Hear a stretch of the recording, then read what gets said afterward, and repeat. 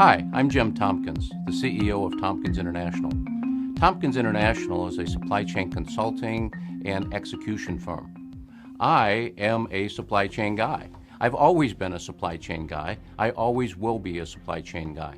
I believe Sam Walton was a supply chain guy. I believe Jeff Bezos is a supply chain guy. I believe business is at a crossroads. And I believe one of the tipping points propelling us to this crossroads is Amazon.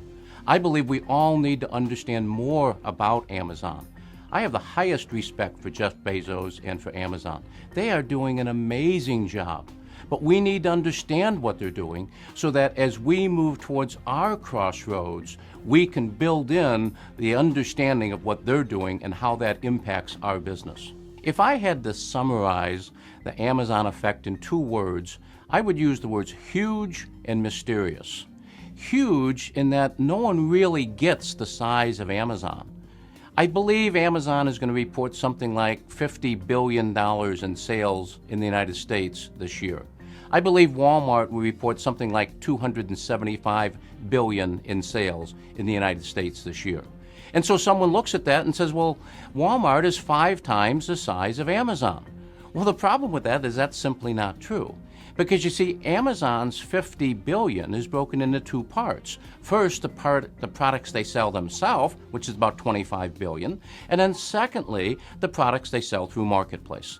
The products they sell in Marketplace, according to good accounting practice, you can't record the sales of the product. You only can record for Amazon revenue, the revenue they make from the sales of that product, which let's say for sake of example is about 10%. And so how big is Amazon? Amazon is $25 billion a product they sell themselves, plus $250 billion of the product that they sell through Marketplace, for a total of about $275 billion. And so the reality is, in 2012, Walmart and Amazon are about the same size, and Amazon is growing a lot quicker. So which of the 2 firms is larger? Amazon. Amazon is larger than Walmart. So the impact on you and your business going forward is huge. Another way of looking at Amazon being huge is to understand who is Amazon. Amazon's product offering is huge. They go from WAG, which is their dog and cat and pet thing, to fabric, which is knitting and quilting, and then into the fashion space where they do My Habit and Shop Bob and Zappos. They cover the full line of product offerings. And so what we see with Amazon is they're very broad, as you can see with the logos on the screen, of the product offerings.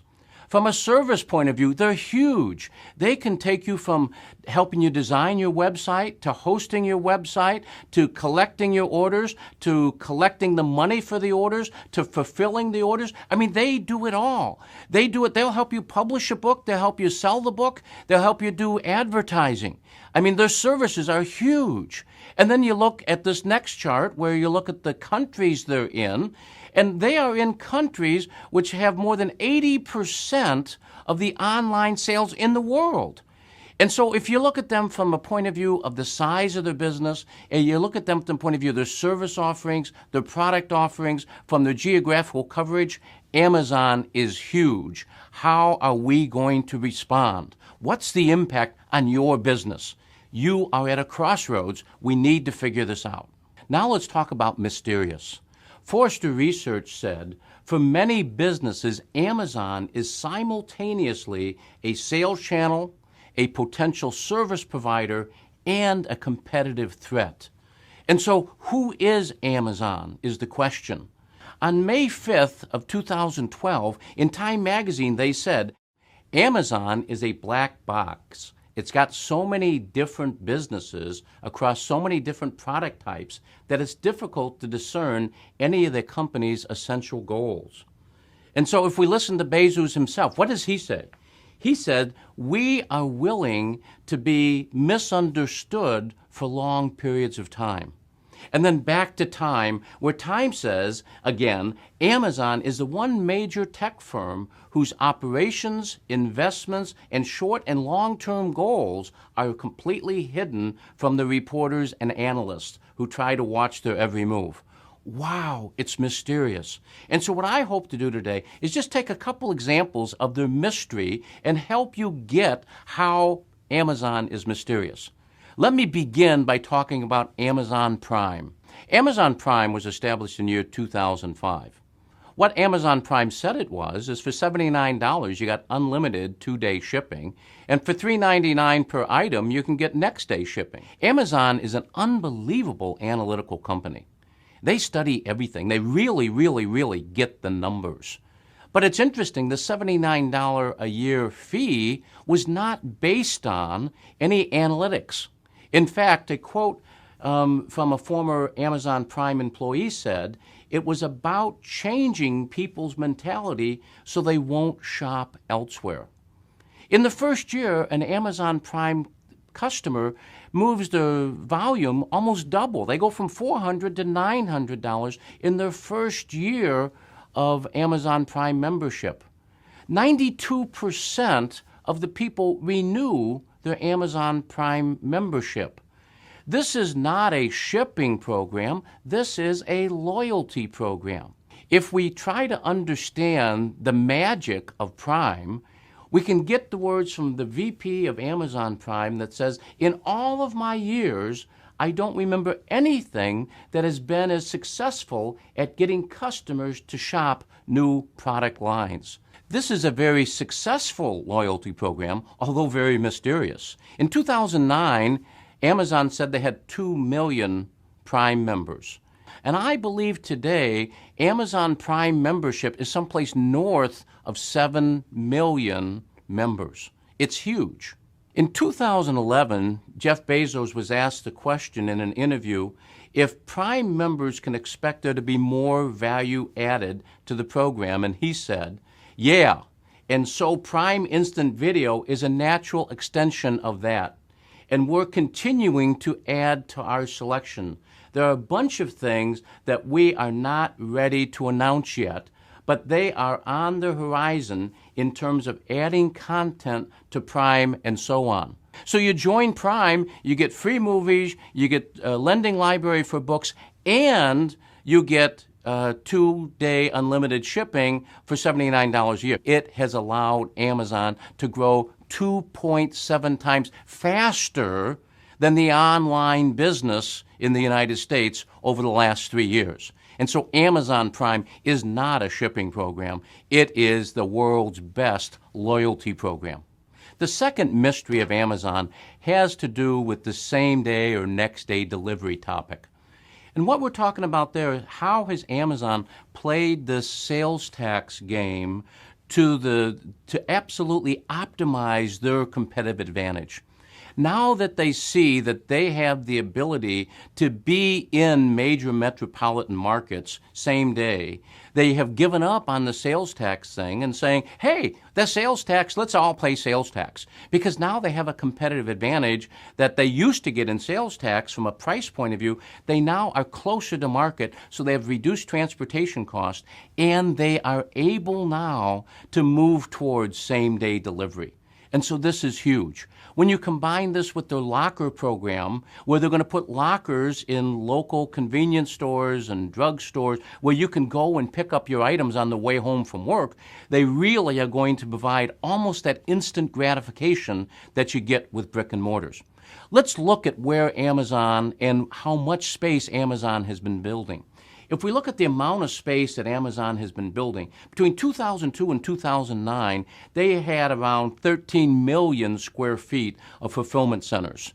If you look at 2010 to 2012, that 3-year period, they built an additional 44 million square feet of fulfillment centers. And then from 2013 to 2016, we estimate somewhere around 47 million additional square feet of fulfillment centers.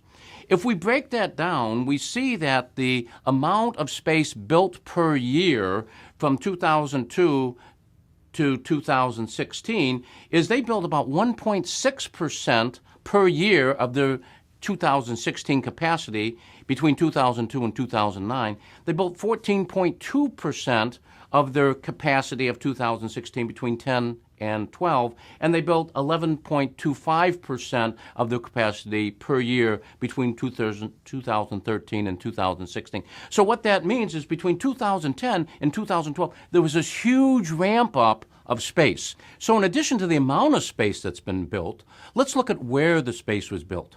This graph shows you the bottom line, the amount of the new fulfillment centers that are built within 100 miles of major metropolitan markets. And we see we go from someplace in the 30s to someplace in the 60s. And then if we look at the trend from 2002 all the way through to 2016, we see that we went from a little short of 50% to over 75% of the new fulfillment centers are built within 200 miles of major metropolitan markets.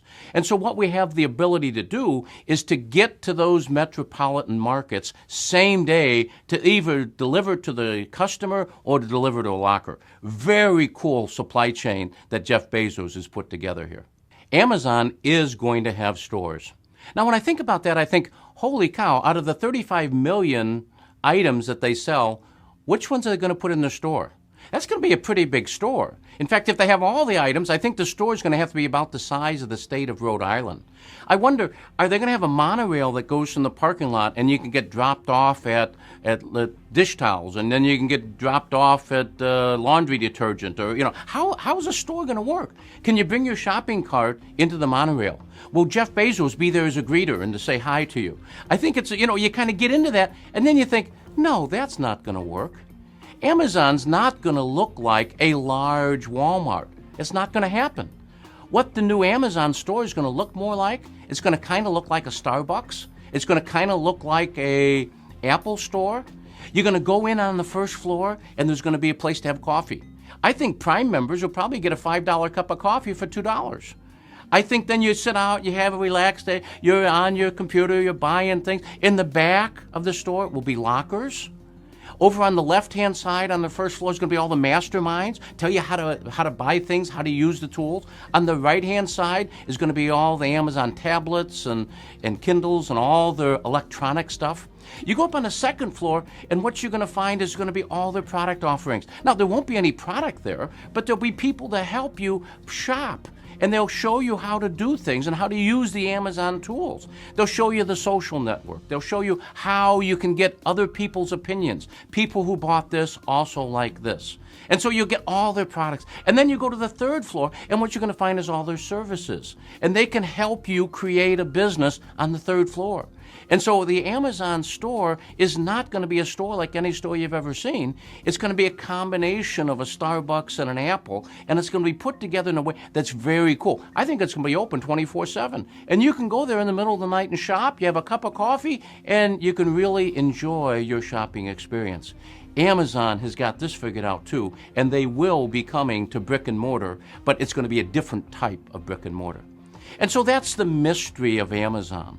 The Prime, the same-day shipping, the store, and there's much more. And so you really need to get your head into what is Amazon doing and what's the impact on my business and how do I respond. So 3 takeaways. Business is at a crossroads. Number 2, Amazon is an important tipping point. And number 3, you need to learn from Amazon so that you can do a better job as you face your crossroads.